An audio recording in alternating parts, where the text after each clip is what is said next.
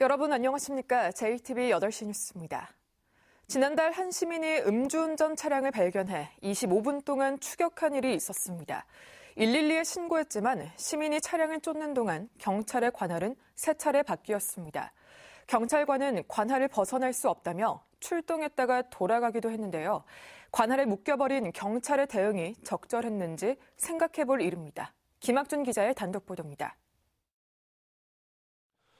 자동차 한 대가 고속도로 차선을 넘나들며 질주합니다. 현장을 목격한 안준성 씨는 음주운전일 수 있다고 판단해 112에 신고합니다. 안 씨는 112에서 고속도로 순찰대가 출동 중이라는 문자를 받았지만 경찰은 보이지 않습니다. 2분 뒤 고속도로 순찰대에서 음주 차량의 위치를 묻는 전화가 걸려옵니다. 아저씨 지금 톨게이트 지났어요. 지금 경찰이야.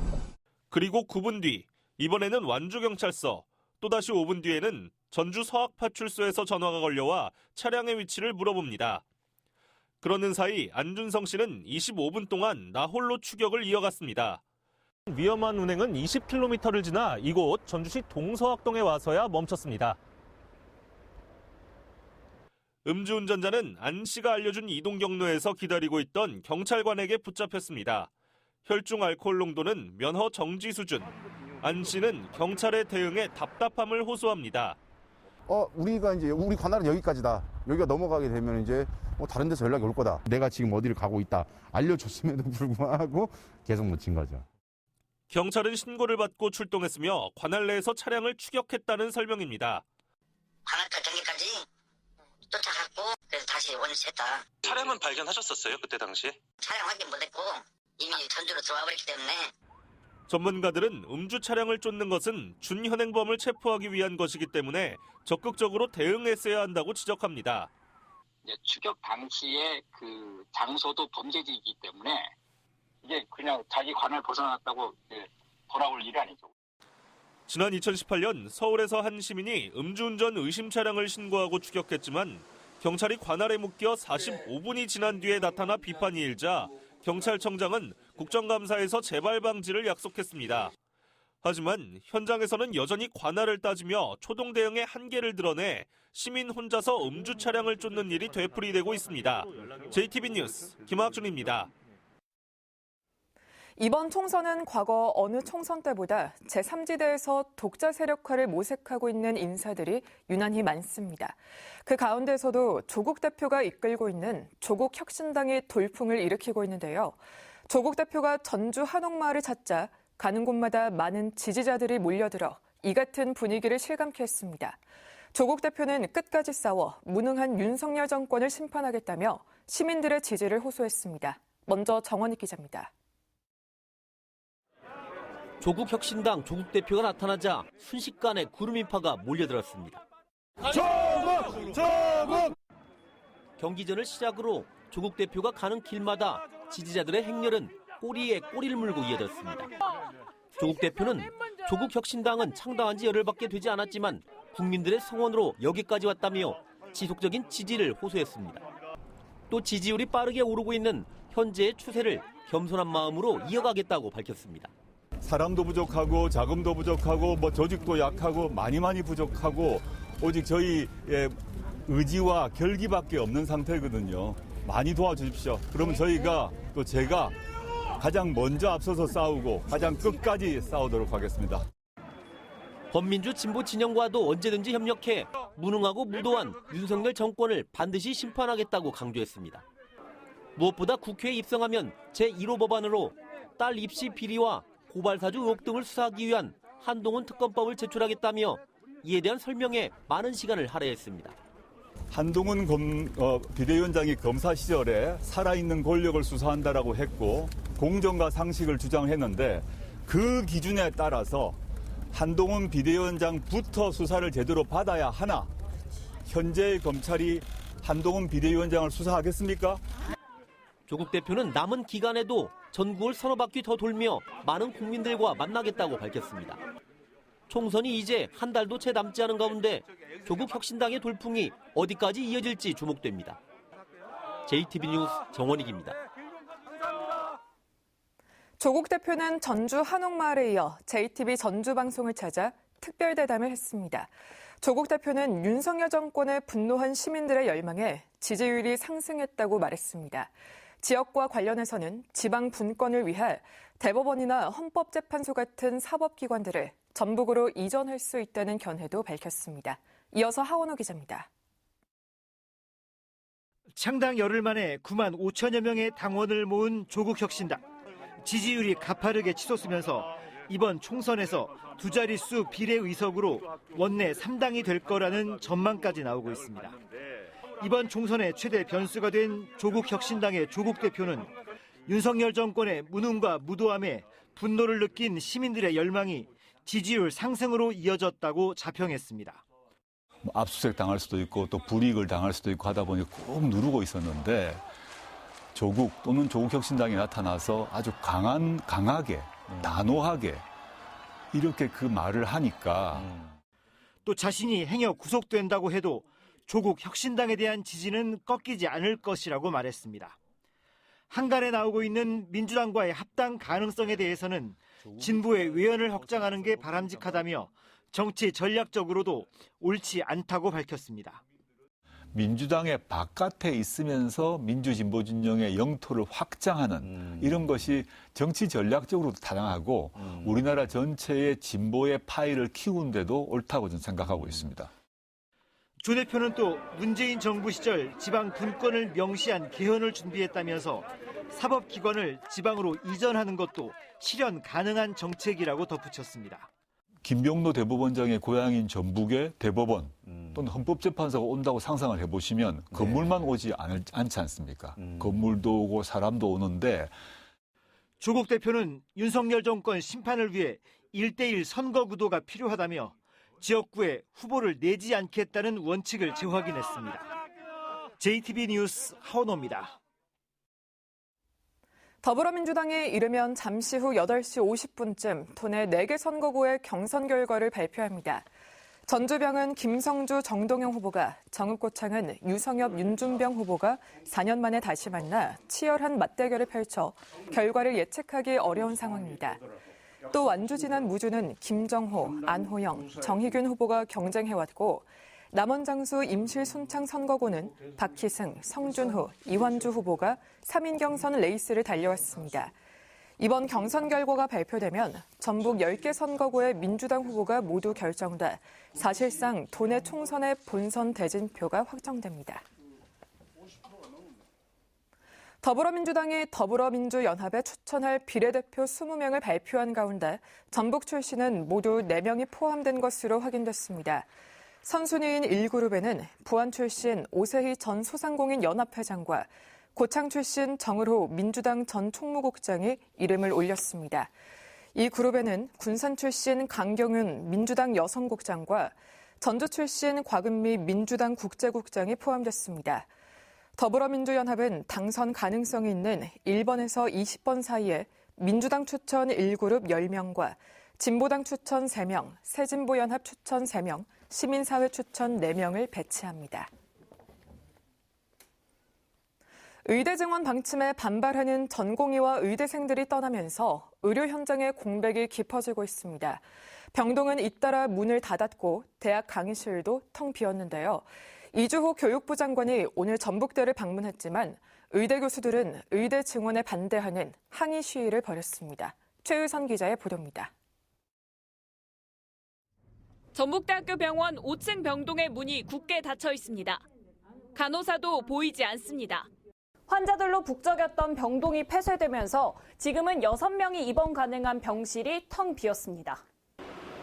원광대학교 병원도 지난주부터 5층과 7층 일부 병동의 운영을 중단했습니다. 병동이 운영되기 위해서는 의사 인력이 있어야 되는데 당직도 있어야 되고 근데 그런 인력이 없다 보니까 수업이 한창 이뤄져야 할 의대 강의실도 텅 비었습니다. 재학생의 90% 이상이 휴학계를 내면서 개강도 하지 못하고 있습니다. 의료 현장의 공백이 깊어지는 가운데 이주호 교육부 장관이 전북대에서 의대 교수들을 만나 교육 현장에 머물러 줄 것을 요청했습니다. 의과대학 교수님들께서는 현장을 떠난 전공의들과 학생들이 올바르게 배우고 성장할 수 있도록 지도해 주시기 바랍니다. 하지만 전북대 의대 비대위 소속 교수 12명은 전북대 본관 앞에서 의대 증원에 반대하는 팻말을 들고 항의 시위를 벌였습니다. 학생들이 이 조기에 복귀하기 위해서는 이 정부가 좀 더 전향적이고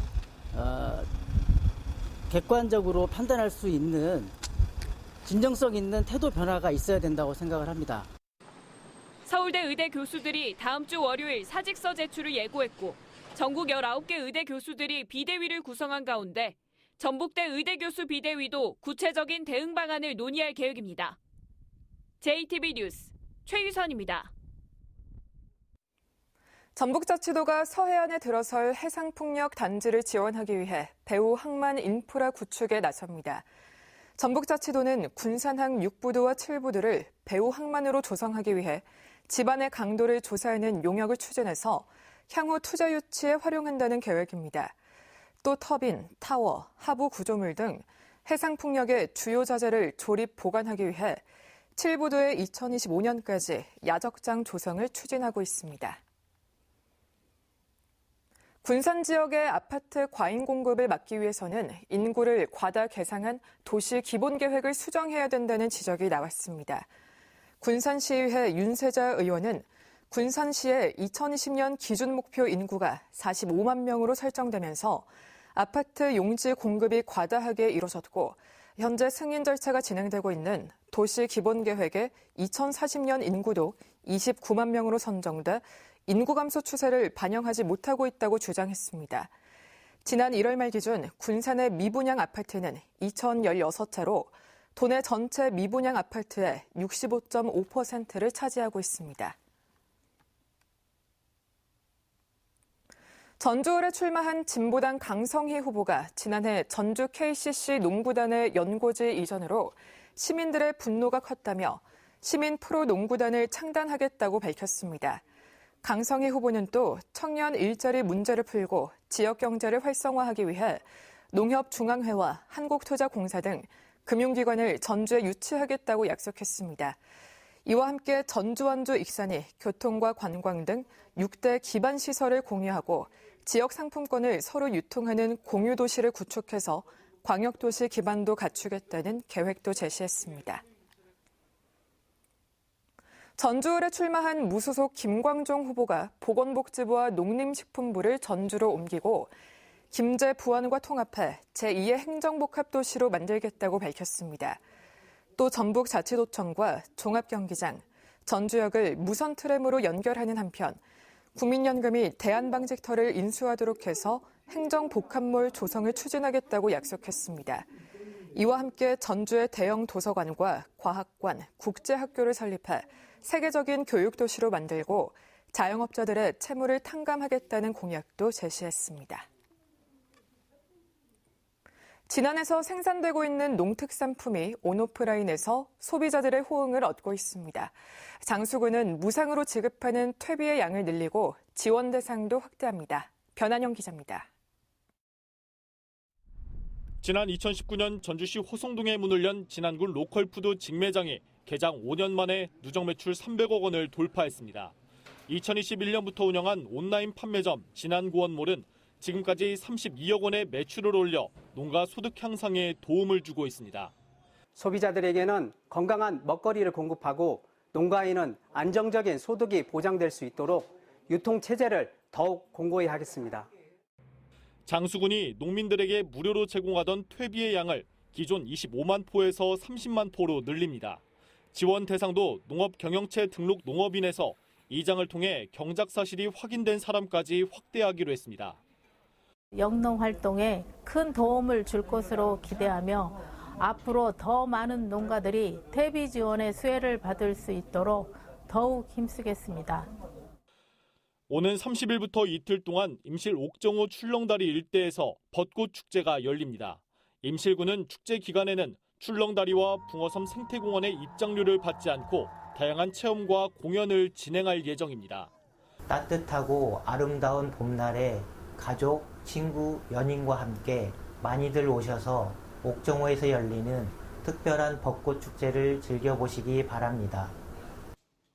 남원시가 유기동물을 입양하는 시민들에게 최대 15만 원을 지원합니다. 희망자는 남원시나 위탁동물병원에 신청하면 되고 지원금은 입양동물의 질병을 진단하거나 예방접종, 중성화 수술 등에 사용할 수 있습니다. JTBC 뉴스 변한영입니다. 전주 시내버스 이용객이 2021년부터 3년째 증가세를 이어가고 있습니다. 지난해 전주 시내버스 이용객은 5,090만 명으로 1년 전보다 5.1% 늘었으며 2021년과 비교하면 13%인 624만 명이 증가했습니다. 전주시는 버스 이용객 수가 코로나 이전으로 회복했으며 효율적인 노선 개편과 교통비 절감을 위한 정기권 등에 영향을 준 것으로 분석했습니다. 프로축구 전북현대가 아시아 챔피언스리그 8강에서 탈락했습니다. 전북은 어제 울산 문수 경기장에서 열린 울산 HD와의 8강 2차전에서 0대1로 졌습니다. 1, 2차전 합계 1대2로 뒤져 4강 진출에 실패했습니다. 전북은 올해 K리그에서도 2경기 연속 무승부로 첫 승을 올리지 못하면서 부진한 모습입니다. 오늘 새벽 0시 30분쯤 완주군 삼례읍의 한 수산물 판매업체에서 불이 났습니다. 이 화재로 수조와 집기류 등이 타 소방서 추산 1,500여만 원의 재산 피해가 났습니다. 소방당국은 정확한 화재 원인을 조사하고 있습니다. 전주 완산경찰서는 공사장에서 감독관에게 흉기를 휘두른 혐의로 50대 근로자를 붙잡아 조사하고 있습니다.